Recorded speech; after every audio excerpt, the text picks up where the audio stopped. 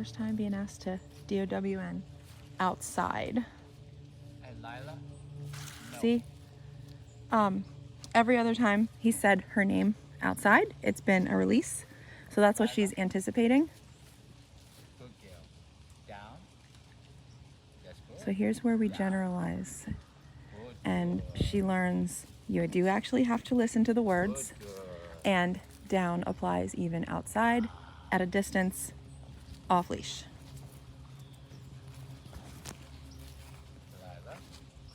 Wow! Every single time they run towards you when you tell them down. Look at that. That's great. That's great. You want to say hi to her real quick? Yeah. Hi, honey. Hi, Lila. Oh, you are so cute. So pretty, girl. Yes. Good girl. Hey, Lila. Come. Good girl. Recall off of a person petting her. Not all dogs will do that right away. And now we go right into our heel. So we're at the point now where she's learned all of her commands. And now, hi! Oh my goodness, hi! Can I pet her? Hey, can I pet her? Hi, what kind of dog is that? Hey, can I pet her?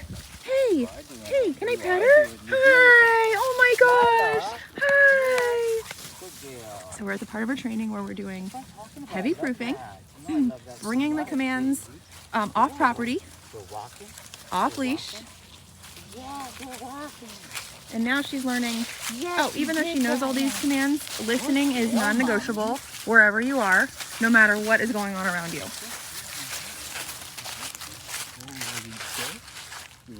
Hey! Hi! Oh my gosh! Hey! Until the distraction is, it can no longer fool her. Yay! You did that one again. Good girl. You're so happy and proud. Hi. Oh, she's a good girl. Oh, she's a good girl. Yes. Okay, Lila, come on. Yeah, girl. Woo, that's nice. We're toning down the silliness, the jumping.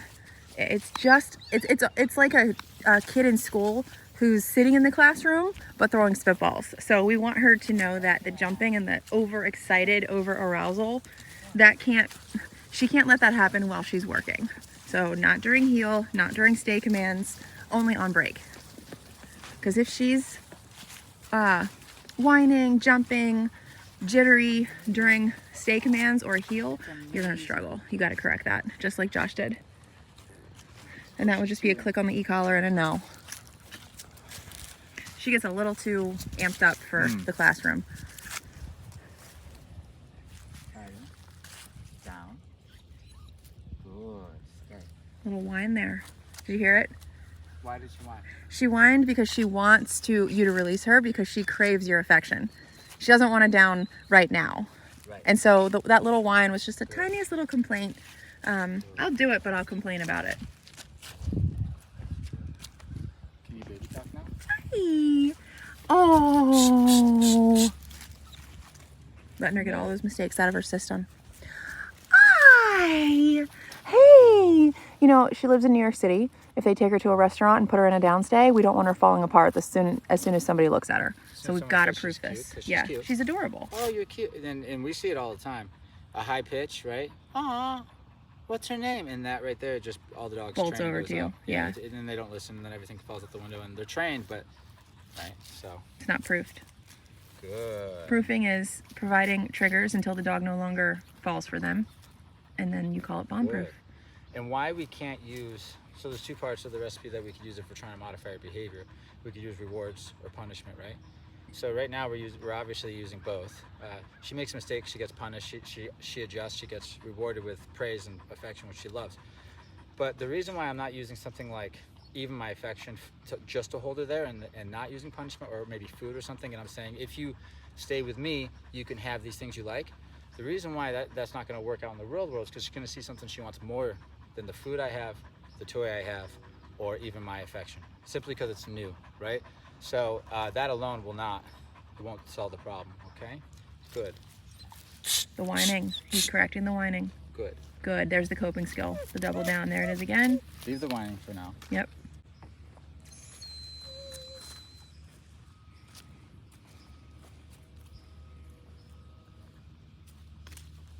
Very good. Good girl. Baby talk again? Hi. Oh my goodness. What's your name? Oh, you're so cute. Oh, look at her. Look at her. Hi. It's the ears for me. Look at her. Hi. So she's definitely a fast learner. She's not dumb. Oh, no. No, she's very smart. But when they're not paying attention, it seems like Yeah. they can't learn. But, you know, you were explaining that earlier. They get into a state that's so overexcited. Yeah, she they're can't not focus. taking any direction. No. Yeah. So that's why we do state of mind training. At least that's what we call it. And it just means to keep the dog calm, or the dog keep themselves calm while we're communicating with them or using the commands. Right? Good. Lila. Good. Oh, all kinds of stuff working on her today. Yeah. And she's regulated that herself. There was Yes, no she direction did. there. But This that's is the kind of because stuff you're going to want to be doing at home, Lila's owners. And so you can't get her to make the mistake. you don't want the mind to be doing that. So that was a test to see where the mind is one step ahead, because she knows what she wants. That's not follower. Mm-mm. I know what I want, and I'm wishful thinking. That's not follower, right? Follower is chill, waiting for direction, happy to do so. So these exercises, now that she's got her training, you know, she's got a good amount of training. We're still tightening up some things, but we can now show her that she needs to be calm while doing it and relax, and simply by getting the mistakes to come out. And then, you know, this is her first time doing an exercise like this, but as we do it more, it becomes easier and easier for the dog. Good, because they know what to expect. Lila, good girl. Break. Wow. Yeah, girl. Great session. Yeah, girl. Okay. I like how she offers that double down We're gonna start walking now. as a coping skill. Okay, so to get her in heel, you're gonna tap your tone. You can say heel if you want. Tap your left leg, start walking. Immediately correct any nonsense. Jumping on you, going ahead, whining, barking. The majority of the corrections on the walk are probably gonna happen in the first minute. And then you have a great walk.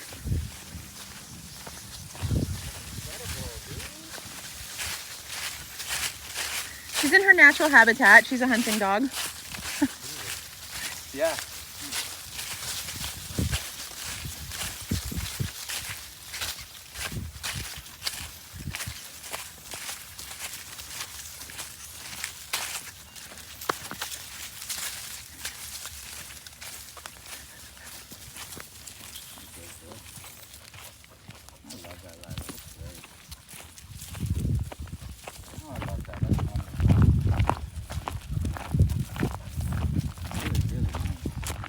Doggies can't do what you're doing right now. That's really good. She's going around the side. Notice how Josh keeps walking, and he's using the e-collar to get her back to that heel spot.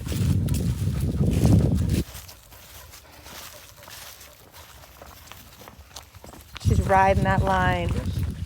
She's riding the line of heel. See how she's going forward a little bit? So Josh is going to drop back and then put pressure on if she keeps going forward. So that's where she ended up. Yep.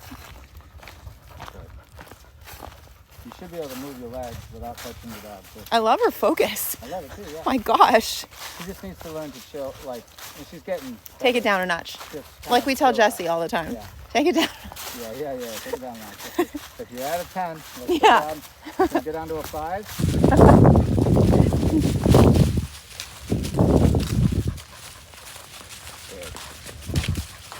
Which is part of it naturally happens with this process. You know, she's not the only dog that's excited. You know, a lot of the dogs come in overly excited. Yeah, that's usually the main complaint. Yeah, and then because they don't listen when they're like that. Good.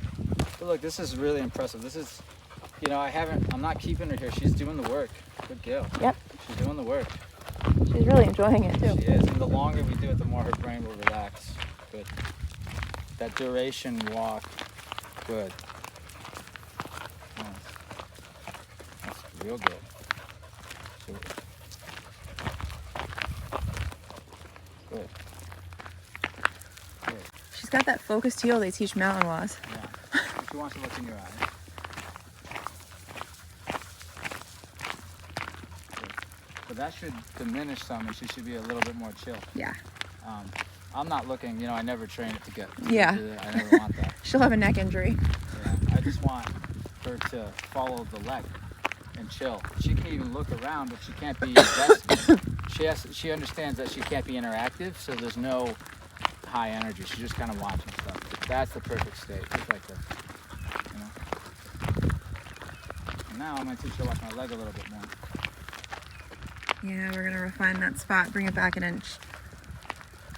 The birds are going crazy again. Yeah, across the river too. Good.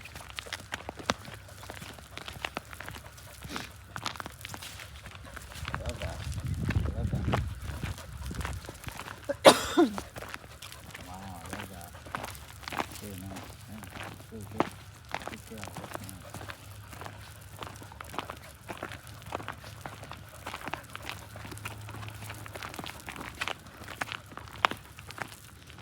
Good. I'm gonna talk about affection here for a second. So I like to use affection to tell the dog they're doing good and as a reward, but I like it to be calm affection. So if I come in, I want them to work for that right there. Okay? That's nice. Good. No whining, no eating stuff off the ground, no constantly at the end of the leash. She's just waiting. And you want to maintain that when you go to use your pet for a reward, saying you're doing a good job. If the energy elevates and the dog starts to get wiggly, you correct, they settle down, back to Good. And that's just lets them know, just because I pet you and say you're a good girl doesn't mean that your energy can elevate and get, right?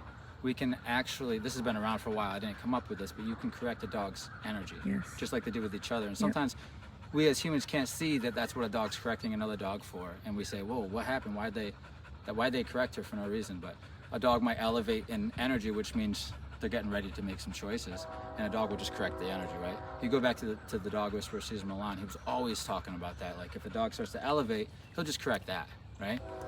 You can do that, and you can do it with the e-collar. So if she starts to elevate, you can shush, give a little correction, she relaxes, good girl.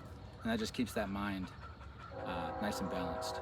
She has a tendency to get overly excitable, but it's not just excitement, it's with anxiety.